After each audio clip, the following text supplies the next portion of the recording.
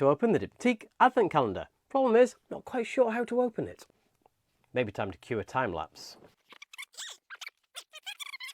Ooh. Okay, it's a thing. There we go. Ah! Woohoo! Right, we have it open. Opening number. That's not the best design, Diptyque. Maybe like that would be better. One is a tiny candle. Let's work out what it is. Number one is Feu De Bois, literally wood smoke, I think. Wood smoke, so a burning thing that smells of a burning thing.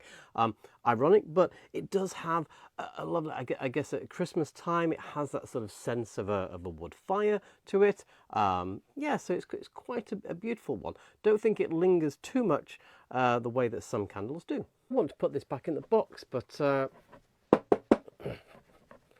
bit tricky. Oh, come on, Diptyque.